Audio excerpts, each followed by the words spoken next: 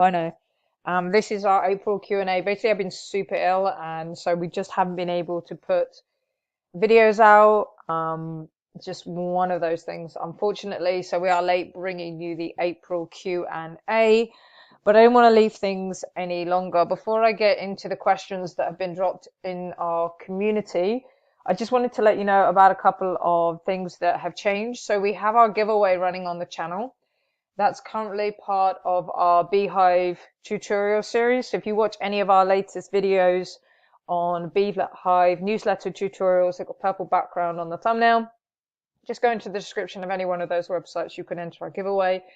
We're giving away a newsletter basically to make that series. We've built a newsletter to show you all the features, and we're giving that newsletter away. We've had to extend the giveaway deadline on that because I was so ill. I basically just had to take 2 weeks off. I haven't finished, the finished product isn't ready yet, so we haven't even finished filming all the videos for that series. So that is still live if you're interested in checking that out. As I said, just go to any of those videos, get down to the description, click the link, and we're going to add a few weeks onto the giveaway if you would like to get involved in that. We also have a wait list for quite a cool tool that we've got ready to go for newsletters. Again, we've had to delay the launch of that slightly just because I haven't been able to put the content out to let you guys know about it. So you've still got an opportunity to get on the wait list for that. And if you want any updates on that before anyone else, before we put stuff here on the channel, then just go to our community and sign up for that.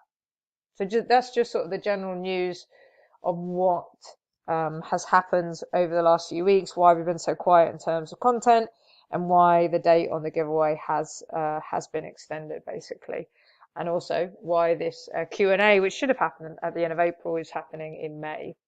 But we did have 3 questions from our community. If you've got any questions you want us to answer in depth, then all you ever have to do is go into our community, find the Q&A tab. It's really easy to find and put a question in there.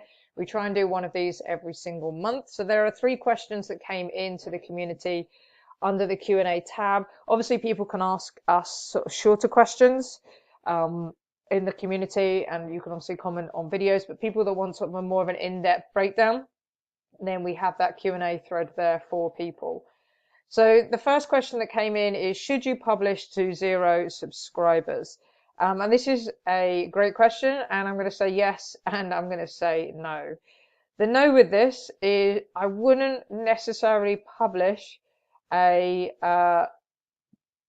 full set of newsletters.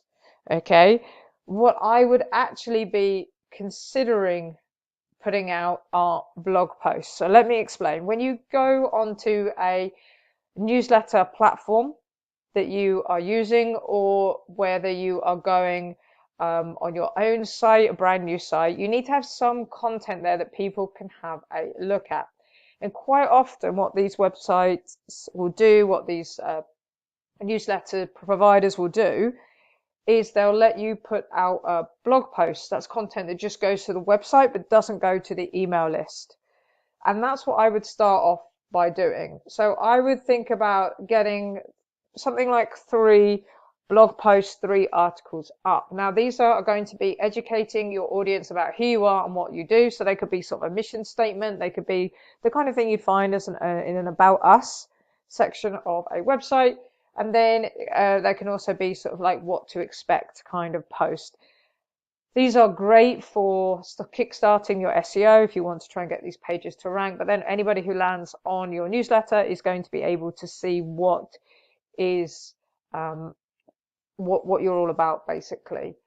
Then what I would do is I would publish your newsletter, and you might only be, putting it out to 5, 6 people, but just get some people on the list. One of them should be you, so you're receiving your newsletter in your inbox, whatever's on your phone, so you can see how it looks, check that everything is working, check that it's coming through at the right time, those kind of things. And just find a few people in your network that might be interested in your newsletter, that would be interested in joining. Even if that newsletter is going out to 2 or 3 people, you want to write it as if it's going out to thousands.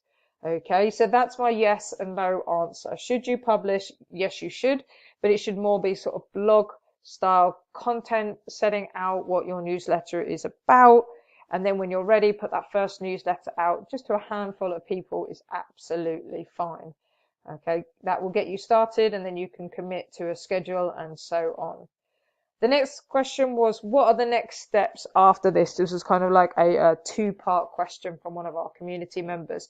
Should we go with organic or should we go with paid? Well, the first consideration with this one is what's your budget, and also what's your cost per acquisition when it comes to subscribers. Are you going to use something that's sort of built into like something like Beehive, for example, which is Boost? Are you doing Facebook ads so you can find out how much Facebook ads cost for your particular niche or newsletter? So what's your budget? Do you have any money to spend? And is it worthwhile spending that money on ads straight away? And that's not really a question I can answer for you. Also, things like Facebook ads, they take a little bit of time in order to get right. So I would say that if you don't have $1,000 to burn, and obviously I don't know what niche everybody is in, but if you haven't got $1,000 to burn on optimization of Facebook ads and learning what you're doing, I would say don't start ads. Go with organic.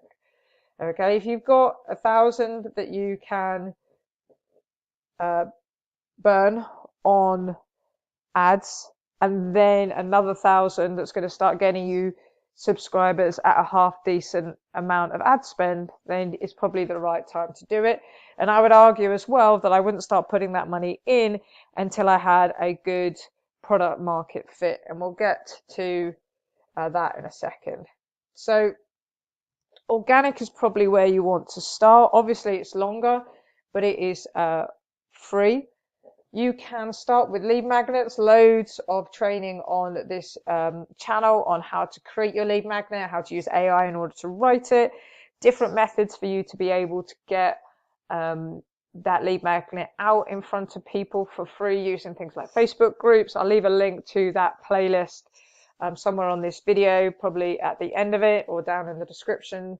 So I think there's something like 5, 6, maybe more videos there all about lead magnets that you can get started with. And I would also consider not just like PDF guides or ebooks or something like that, but consider other lead magnets that you could be creating.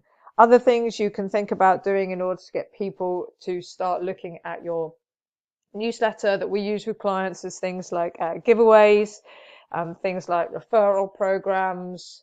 They're great ways of getting started with getting people to refer each other, suggest each other to the newsletter.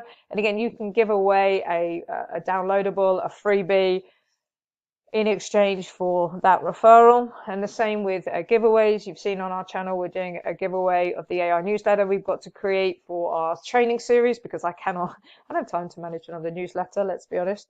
But you can do exactly the same thing. Just find something that your audience will be interested in, give that away to subscribers of your newsletter. So there's tons and tons of ways that you can get people onto your list. The most important thing for you to consider is, what is my audience going to find valuable? What are they going to exchange their email address for? Once you have got content that is working on social media, so that's another thing you should be doing, is posting content on your own social media, and you know what works. It's very easy to take that content, maybe a video, maybe an image, change it slightly and turn it into an ad, and you already know what's going to work because it's resonated with your audience already as a piece of organic content. So the last question then for this Q&A is, what metrics would you measure to determine if the niche is viable and has traction? There's a few things that I would be doing with this. The first is I would be looking at my competition. I'd be finding my competition. What are they doing? Are they doing something similar? How can I put my own spin on it? How can I provide value?